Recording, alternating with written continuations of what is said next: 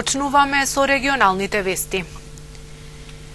Во населбата Млаки во Гостивар периодов со бекатонки се поплочија 5 улици. За оваа намена општина Гостивар издвои околу 22.000 евра од буџетот.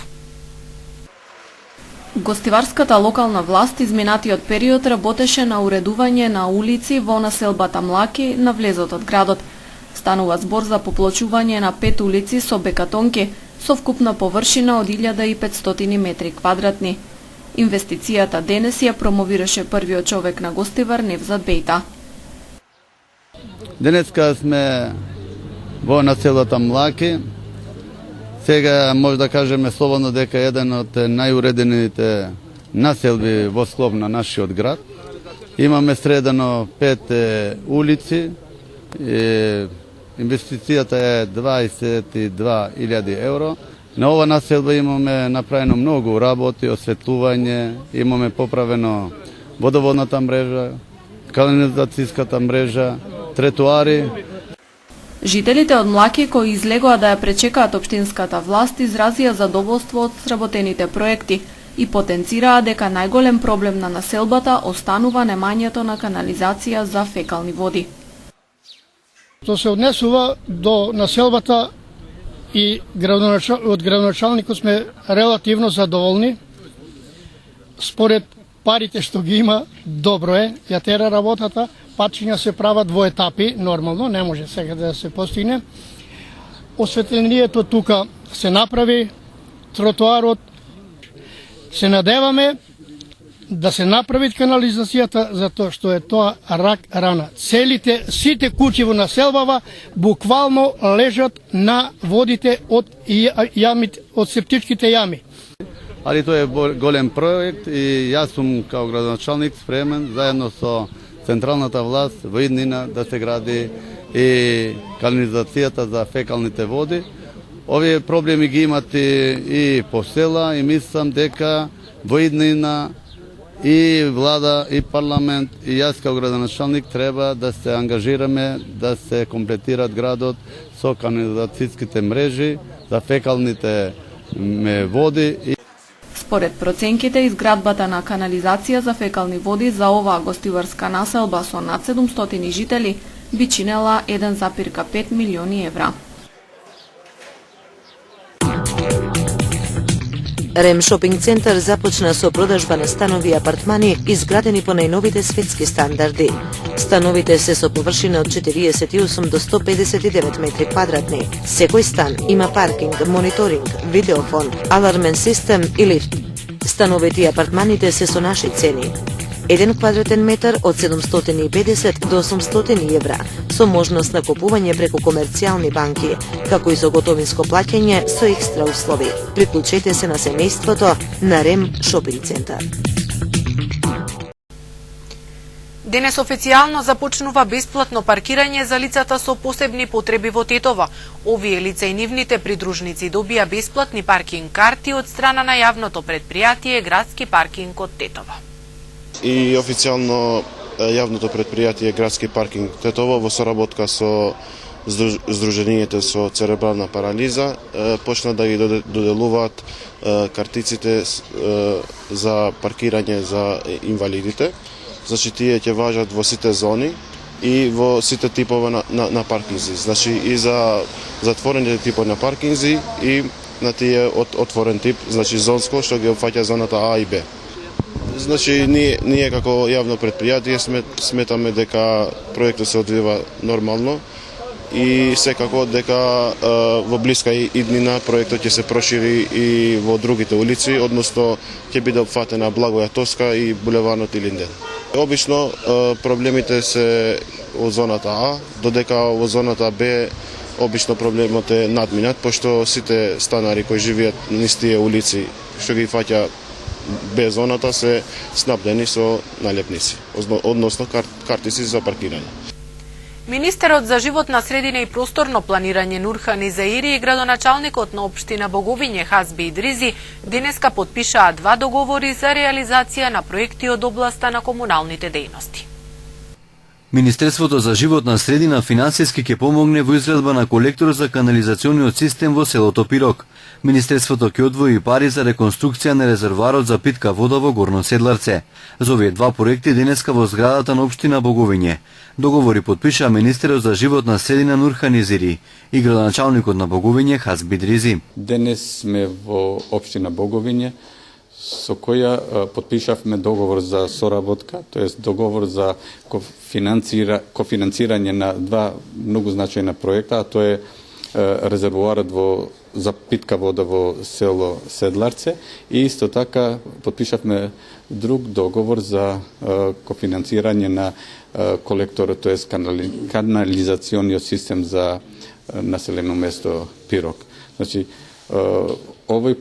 двата проекта се многу битни за сите граѓани на општина Боговиње и на целата држава, поради тоа што допринесуваме кон собирање и третман на отпадните води. Впрочем, денес е ден на води, така што и другиот дел кај што поправка на постоеќиот резервоар за питка вода, кој ќе се санира и ќе имаме вода за пиење биолошки чиста. Градоначалникот на општина Боговиње изјави дека со Министерството за животна средина имаат одлична соработка. Доказ за тоа е денешното подпишување на двата многу значајни договори. Ние ќе продолжуваме да соработуваме со надлежните органи, во случајот со Министерството за просторно планирање. Сакаме да потврдим, односно кажуваме дека ние и во минато добро сме соработувале со сите институции на државата. Сега ова е еден аргумент дека тоа ќе го продолжуваме како соработка. Министерството за животна средина најави кофинансирање на други проекти за третман отпадни води и во останатите општини од Полошкиот регион. Јавното комунално предпријатие Вардар од Барвеница минатата година остварило добивка во работењето. Завршната сметка на предпријатието денес беше усвоена на 38-та редовна седница на Советот на општина Барвеница. Деска го имаме 38-та седница, од која на дневен ред имаме 5 точки, усвојување на записниците од 37-та седница, разгледување и усвојување на извештајот на јавното комунално предпријатие Вардар. После имаме како точка 3 разгледување и усвојување на завршната сметка на ЕКП Вардар. Четврта точка разгледување и усвојување на извештај од страна на Комисијата за финансии и буџет по однос на завршната сметка за буџетот на општината за 2015 година. И пета точка разгледување и усвојување на завршната сметка на буџетот на општина Барвеница за 2015 година. Значи имаме 5 точки на дневен ред. Очекуваме седница да помине во најдобар ред. Тука фактички во завршната сметката се вкупните приходи, вкупните расходи. Значи јавното комунално предпријатие Вардар ево добивка од 56.000, тоа е најбитно, значи не е во загуба. Очекуваме и понатаму да се работата да иде напред, луѓето да плаќат сметки за вода, фактички затоа што тоа ние сами го користиме. И се надеваме дека нема да имаме проблем со вода со тие работи, што до сега и некогаш и сме имале. Во рамки на вчерашната посета на Тетово, министерот за надворешни работи Никола Поповски оствари средба со представници од Сдруженијето на бранители Бедем, пошто се сретна со младите од Тетово и со спортските работници од Тетовскиот крај. Со членови на многодетните семејства разговараше за нивните проблеми и поволностите што ги нуди државата за нив. Просек би рекол дека дури и оние кои имаат најголеми средства и најмногу пари најретко се одлучуваат да имаат кој ги деши. Праксата ни е така.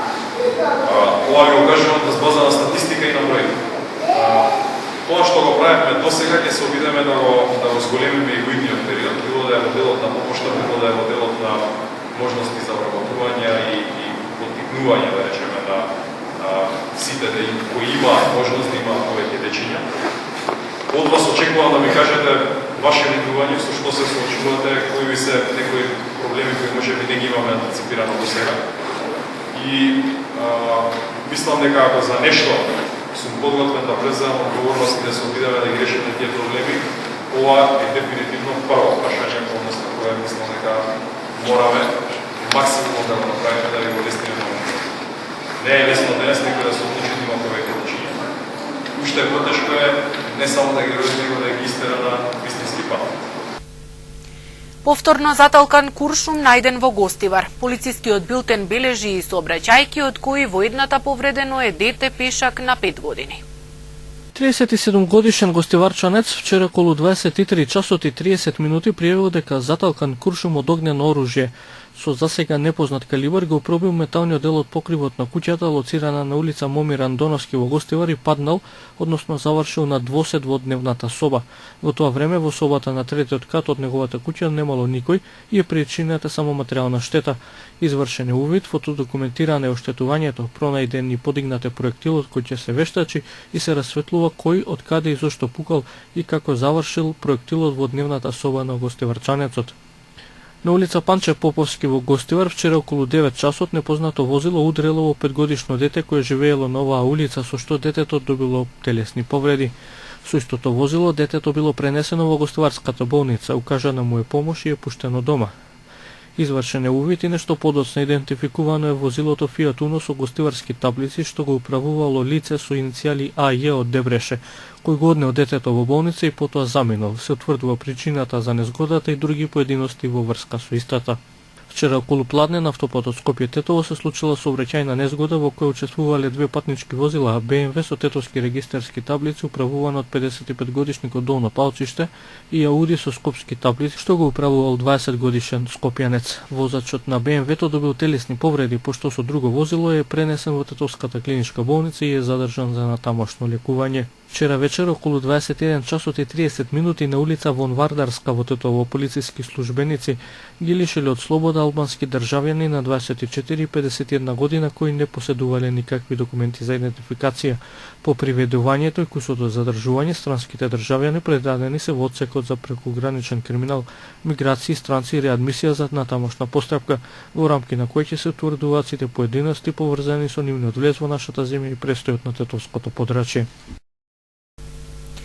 По повод Денот на екологијата, денес во Трговскиот центар Ремал во Тетово се одржа модна ревија на облека од рециклирани материјали, изработена од ученици од 3 тетовски основни училишта. Пораката на учениците е да се зачува животната средина. По повод на Денот на екологијата, Ремал во соработка со невладината организација Цедот Пеарца сакавме на еден поуникатен начин да го одбележиме овој празник. Преку организирање на една модна ревија од кои учениците од 3 основни училишта од Тетовската околина изработија уникатни и оригинални облеки изработени од рециклирачки материјали. Сето тоа со цел да подигнеме свеста за зачувување на околината и имаме една планета. И преку работилници решивме да го представиме Денот на пролета поубаво со креации да ја заштитиме природата од отпадоци. Преку креации на децата одлучивме да направиме неколку фустани и неколку машки елеци или одела. Работевме по 2 работилници во Нераште, во основното училиште со група од 20 деца. Во Слатина исто така 2 работилници со 20 деца и во Тејарце со 3 работилници од под 15 деца. Децата значи се трудеа максимално да изработат се што им зададовме со помош наша, со моја и со колегата. Па така да има 12 креации. Ние од СЕД сме задоволни што направија сите тоа, што го организираа како што знаат понивно. Какви материјали? Значи материјали од хартија, од хамер, од отпадоци, значи од се што мислам дека што јаделе, што ги собирале, така. Прва самостојна изложба на академската сликарка Душица Степановска «Диалог со музиката». Синоќа во уметничката галерија во Тетово беа изложени 30 на нејзини слики, изработени во акрил на платно. Љубителите на уметноста синоќа имаа можност да ја погледнат ликовната изложба на академската сликарка Душица Степановска со наслов «Диалог со музиката». Во просториите на уметничката галерија во Тетово беа изложени 30 на нејзини слики, изработени во акрил на платно. Ова ми е прва во Тетово, самостојна. Работени се делата претежно акрилик на платно. Има околу 30 на дела. Инаку изложбата се вика «Диалог со музиката». Кога се занимаваш со сликарство? Па, аматерски се занимавам подолго време, меѓутоа сега така посериозно од 2010 година. Која е твојата инспирација? Па се, убавото во животот, така да се што е убаво ме инспирира да сликам и да цртам. Семејството пред се.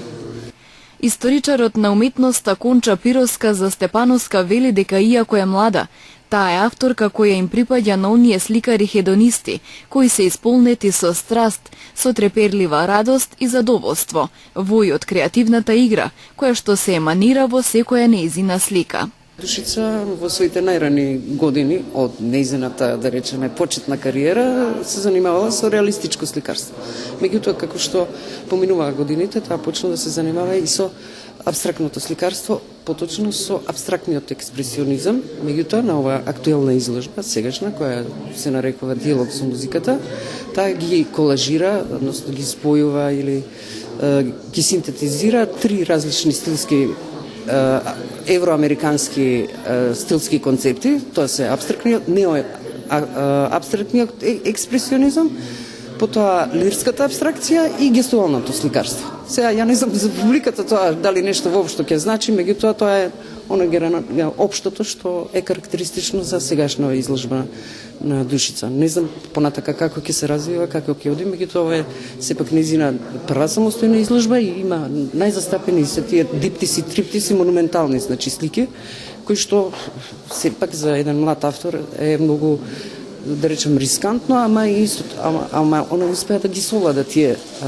тоа празно платно, да го совлада и да го натрупа со една колористичка силна енергија. Тетовката Душица Степановска во 2014 година дипломирала на Факултетот за ликовни уметности при Универзитетот Кирил и Методи во Скопје на катедрата за сликарство.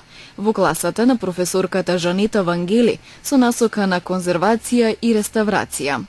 Истата година станува член на Друштвото на ликовни уметници на Македонија, а досега има учествувано на повеќе групни изложби во нашата земја, како и во Романија, Соединетите Американски држави, Русија и во Унгарија.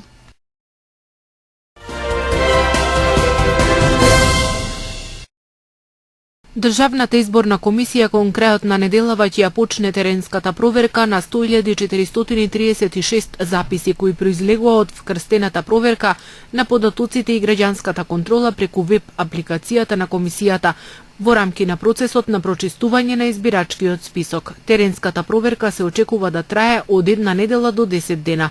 Списокот колку лица во која општина ќе се проверуваат, ДИК ќе го има пред самата проверка, бидејќи тимовите се уште работат на него, појасни Адмир Шабани, раководител на оделение во Државната изборна комисија. Пасивно наблюдување на целиот процес ќе може да вршат представници на 4 најголеми политички партии. Тие ќе го наблюдуваат процесот без преземање на какви било действија. Од ДИК не посочија врз кои основи ќе се бришат или пак ќе се коригираат записи од избирачкиот список. Во недела 27 март во 2 часот по полноќ почнува летното сметање на времето. Часовниците ноќта во сабота кон недела удат 1 час нанапред, па така во 2 часот по полноќ поместете ги стрелките на 3. Летното сметање на времето ќе трае до последниот викенд во октомври. Целта на летното сметање на времето е да има повеќе дневна светлина, а за сметка на тоа утрата да бидат пократки, воедно и да се заштеди електричното осветлување.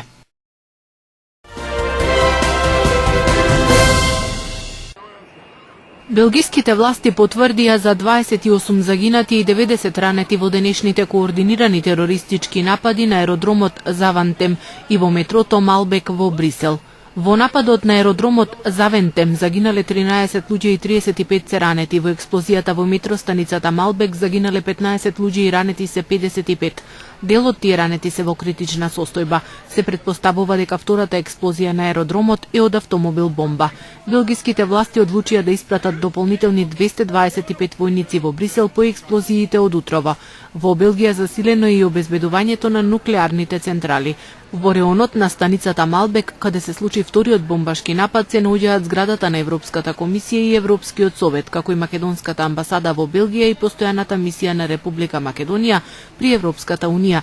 Европската комисија ги повика вработените да останат дома или на работните места.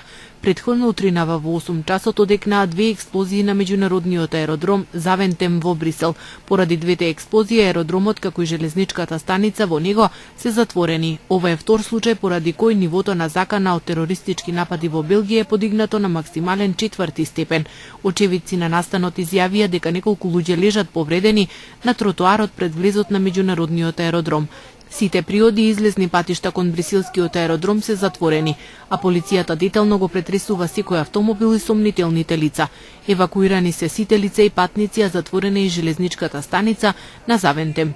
Денешните случувања доаѓаат 5 дена откако безбедносните служби на Белгија по долги потраги го уапсија Салах Абделселам, директниот учесник во симултаните терористички напади во Париз во ноември минатата година, кога загинаа 130 лица. Со Абделселам беа уапсени и 5 негови помагачи во криењето. Белгиското федерално јавно обвинителство во саботата покрена официјално обвинение против Салех Абделселам за поврзаност со нападите во Париз. Според белгиските медиуми во обвинителниот акт Абделселам се товари за убиство од терористички мотиви и за учество во терористичка група која ги извршила нападите. За истите дела е обвинет и соработникот на Абделселам, Монур Ахмед Алај, познат како Амир Шукри. Овие напади повторно го допреа дното од терористите во служба на омраза и насилство, рече денеска председателот на Европскиот совет Доналд Туск. Германската канцеларка Ангела Меркел рече дека на одвратните напади треба да се одговори со решителност спрема терористите. Францускиот председател Франсуа Оланд изјави дека цела Европа е погодена, повикувајќи континентот да направи клучни чекори со оглед на сериозноста на заканата. Британскиот премиер Дейвид Камерон повика итна седница на кризниот штаб Кобра поради експлозиите во аеродромот и метростаницата Малебек во Брисел, Белгија. Состанок на главните министри за безбедност на француската влада свика и председателот на Франција Франсуа Оланд. Холандската полиција пак ги засили контролите на границата и аеродромите. Се јавува дека слични мерки на безбедност се преземени на сите европски аеродроми.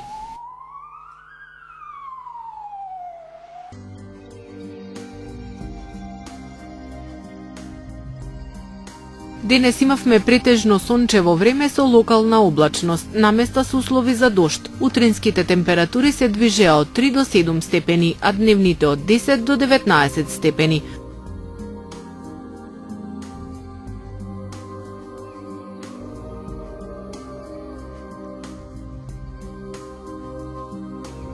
Утре не очекува умерено облачно време со врнежи од дожд. Утринските температури ќе се движат од 3 до 8 степени, а дневните од 10 до 18 степени.